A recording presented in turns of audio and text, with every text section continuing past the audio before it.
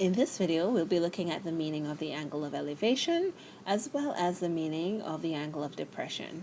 Now, oftentimes in a trigonometry question, you will see a diagram drawn for you. But in many other cases, the situation will be described and you'll have to visualize what it looks like. That's the main reason why it's super important to really understand what these two things are. So let's start off by the angle of elevation. So I have a little guy here, and he is looking up a hill. He wants to climb it. He's pretty athletic, and he's like, yeah, I want to get to the top of that mountain. So he's looking here. So that means this guy is looking in this line of sight. Well, the angle of elevation is the angle between a horizontal line, so this is the horizontal, and his line of sight. So this is the line of sight. And so the angle in between that is called the angle of elevation. And it makes sense because he is looking up. He's looking at the elevation.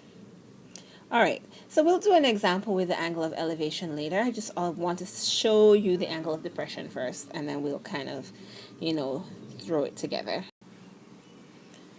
So the definition of the angle of depression is actually really similar to that of the angle of elevation. The angle of depression is the angle formed between a horizontal line and the observer's line of sight, but this time the observer is looking down. So let's say some guy is standing up on a cliff. I don't know how he got there, but he's there, and so he's looking down. So I don't know, he looks like he has more than two legs, but that's okay.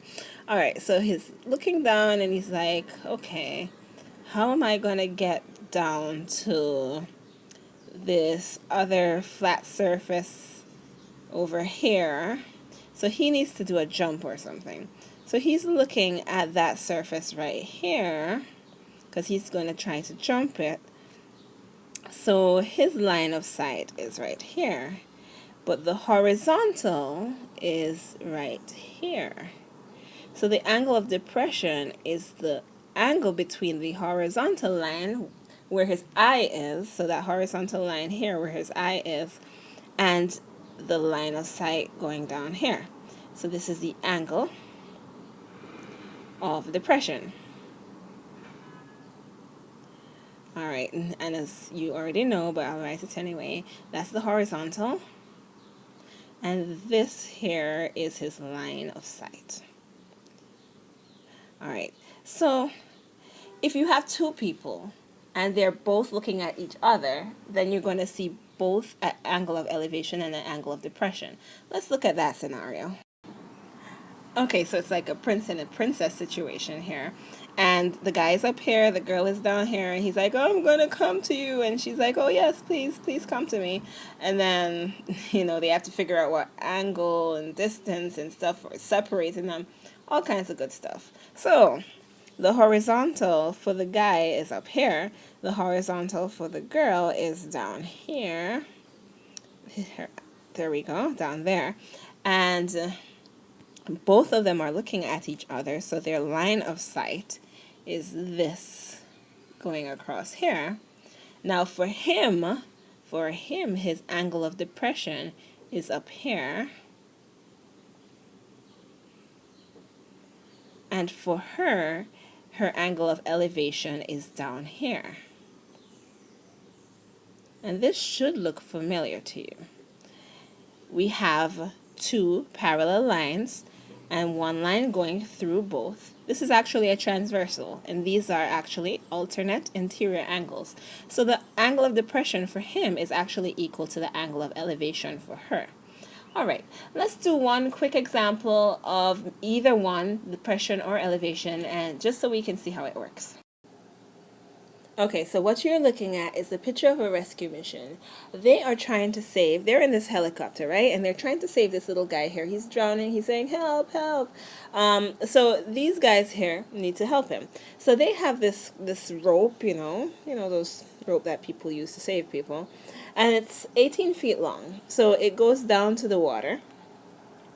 And so that means they have to be flying. They're flying 18 feet above that water. Well, they also know something else.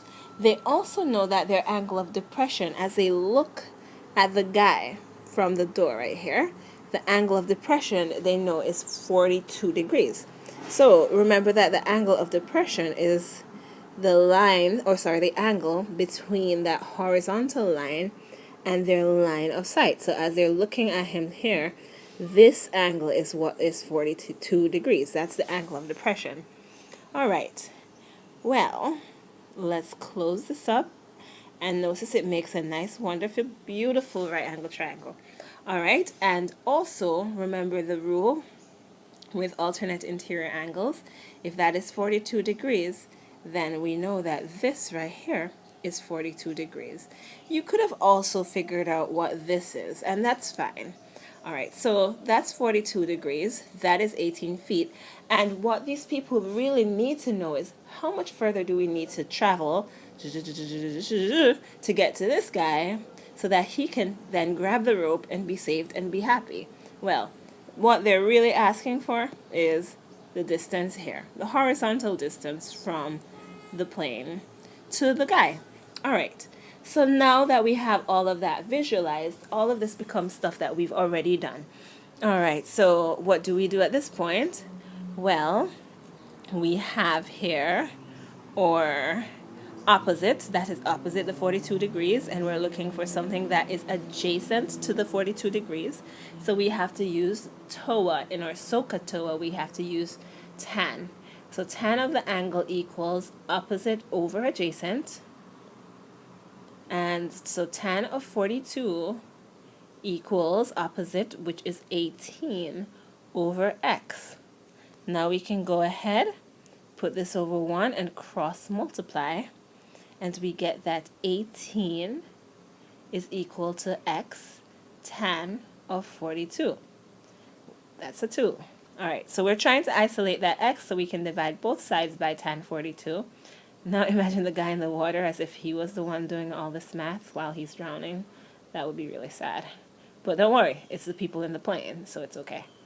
All right, so then x is equal to, when you put that in your calculator, you should get approximately 20 feet. So they actually only have to travel 20 feet from here to here to get on top of where he is, drop the rope down, and everybody's happy. I hope they do their math fast, or else he won't make it. All right, that's it for now.